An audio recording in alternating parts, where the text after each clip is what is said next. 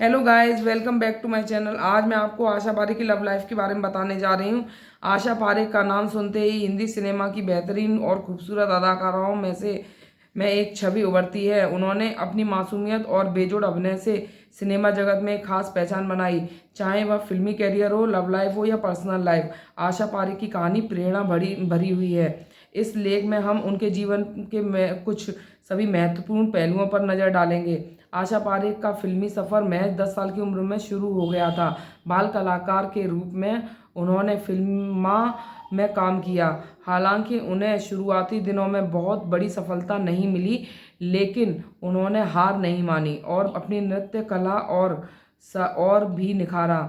उनकी पहली मुख्य भूमिका 1959 में आई फिल्म दिल देखो से थी, जिसमें वह शम्मी कपूर के साथ नजर आई। यह फिल्म हिट रही और आशा पारेख रातों रात स्टार बन गईं। इसके बाद तो जैसे उन्होंने कभी पीछे मुड़कर नहीं देखा।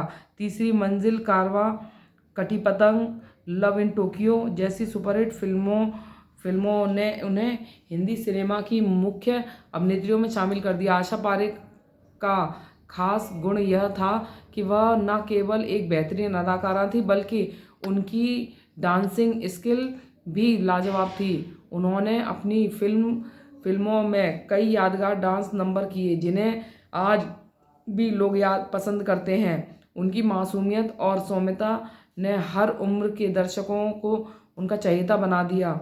आशा पारेख की लव लाइफ हमेशा से चर्चा का विषय बनी रही है। उनकी ज़िंदगी में प्यार जरूर आया, लेकिन उन्होंने कभी शादी नहीं की। उनके और निर्देशक नासिर हुसैन के बीच गहरे संबंधों की चर्चा रही, लेकिन यह रिश्ता कभी भी शादी तक नहीं पहुंच पाया।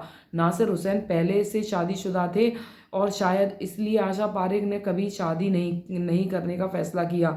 उन्होंने अपनी आत्मकथा में इस बात का जिक्र किया कि वह नासिर हुसैन से प्यार करती थी, लेकिन उन्होंने उनके पारिवारिक जीवन में कभी दखल नहीं दिया। शादी न करने का फैसला आशा पारेख का व्यक्तिगत था और उन्होंने इसे बहुत ही सम्मान और गरिमा के साथ निभाया। उनका कहना था कि वह अकेली ज़रूर थी, लेकिन उन्होंने कभी अकेलापन महसूस नहीं किया।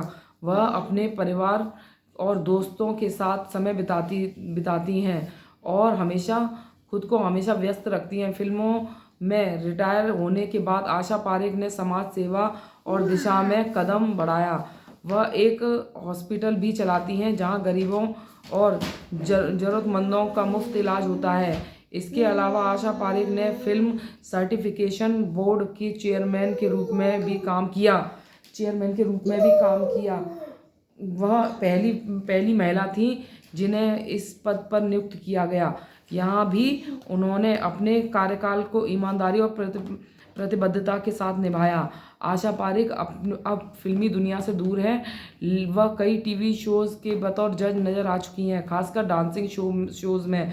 इसके अलावा वह अक्सर फिल्मों से जुड़े इवेंट्स में और अवार्ड्स फंक्शन में दिखाई देती हैं। उन्होंने खुद को फिट और एक्टिव कर रखा है। समय समय पर वह यादों को ताज़ा करती रहती हैं। आशा पारेख के जीवन का एक और महत्वपूर्ण पहलू है, वह आज भी अपने पुराने दोस्तों से मिलती जुलती रहती हैं। वह कई दौर के कई कलाकारों के साथ मजबूत संबंध बनाए रखती हैं।